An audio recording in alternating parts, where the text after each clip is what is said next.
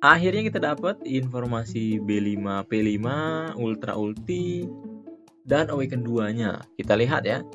Jadi ini tambahan saja sama yang tadi. Singkat saja. Ultranya dulu, damage-nya jadi 1000%, terus chance-nya naik jadi 80%, dan ada efek tambahan weak. Damage internal injury juga naik 800%. Yang weak ini apa bang? Weak ini reduce target attack 50% selama 2 round. Nah ini termasuk tinggi loh, ini termasuk tinggi. Cuman khusus buat si Genos ini masih kayaknya kurang. Khusus buat si Genos, kesampingkan Awaken pasif yang spesialis Anjir ya. Maksud gua kalau murni damage toh reduce attack 50% ini kayaknya kurang banget. Harus ditambahin hal lain, misalnya non crit damage free atau bahkan PPP. PPP sendiri itu nggak bisa karena kemarin udah dites 60% dot reduction masih kurang, masih tetap rata. Kalau di-combine keduanya, kemungkinan setelah kalian selesai Anjir, kemungkinan ya, selesai kalian Anjir kan berarti udah isi special guard tuh, isi HP shield.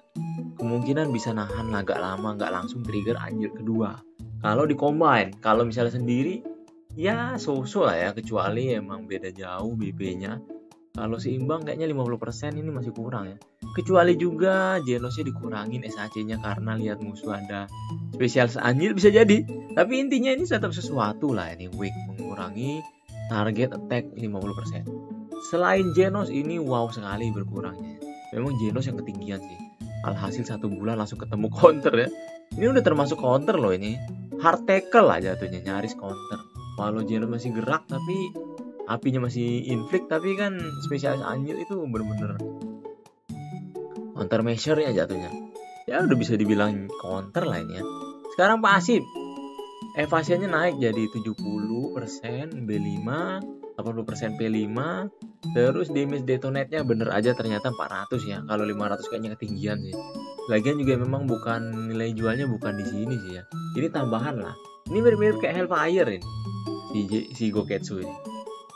Kalau Hellfire kan debuffer sama buffer ya.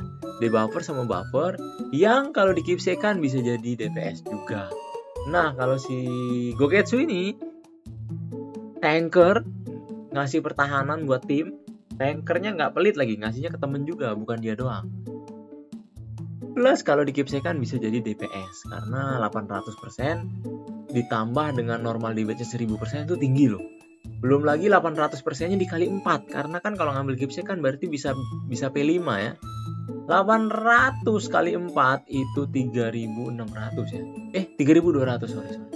3200 itu jos coy. Jos. Cara kerja detonate tuh gimana sih bang? Cara kerja detonate tuh tiap ada karakter jalan, efek yang di detonate itu, yang ditargetkan untuk detonate itu langsung meledak. Jadi yang punya internal injury itu langsung meledak, nggak harus ditunggu diserang dulu. Dan ledakannya itu jadi detonate damage, bukan injury damage lagi ya. Jadinya detonate damage. Itu bukan true damage. Si true damage itu beda lagi. Si Genos yang bikin detonate damage 40%-nya jadi true damage. Kayak gitu guys.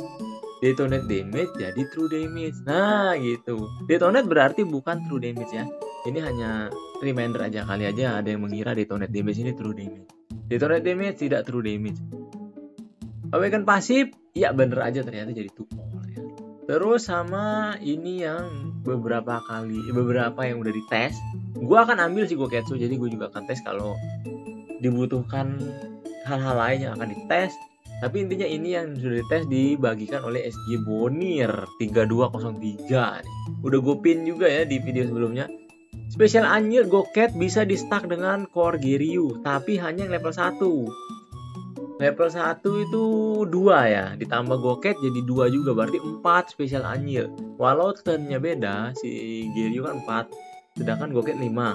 Tapi nggak bisa di breakthrough, itu luar biasa loh, jadi mengeri. Terus kenapa level 4 nggak bisa? Kayaknya ini hanya spekulasi. Karena sistemnya mengganti data jumlah dari God mode-nya atau spesial Anjirnya. Dengan kata lain total 4 tadi juga diganti menjadi 3. Kayak nge-bypass kayak gitu menurut gua ya. Reduce duration spesial Anjir Atomic bekerja di Goket. yang ultinya ngurangin 2 turn itu loh. Nah itu bisa tuh. Durasi nambah juga kalau si atomiknya berkeepsake juga bisa.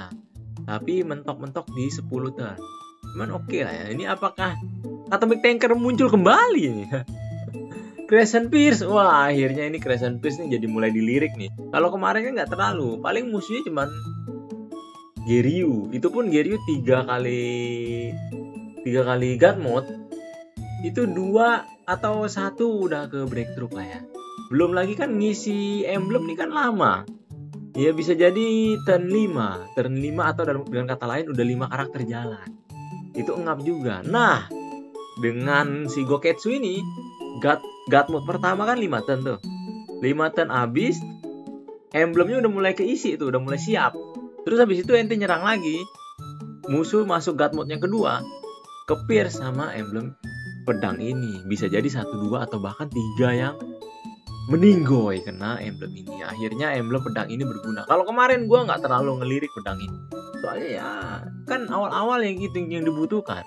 Dia siap menikamnya di turn 5 udah keburu dibabat bingkas ya kan gitu kan. Sekarang udah mulai ini naik nih value-nya emblem pierce menurut gue. Sekarang ya, kalau kemarin gue tetap against, soalnya jelek banget si pedang merah ini dulu sebelum kehadiran Goketsu. Itu dia video tambahannya mengenai Goketsu. Ini masih murni teori, yang tadi ada sharingan tes lapangan orang lain ya. Ini gak deman nih, biasanya suka ngetes. Kalau ada yang tanyakan lebih lanjut silakan, bisa jadi referensi untuk tes-tes nanti di tanggal 1-nya. Kalau ada mau saran monggo, dan kalau kalian suka video seperti ini, like dan subscribe. Biar kalian pikir gue pantas tuh gitu. Adios.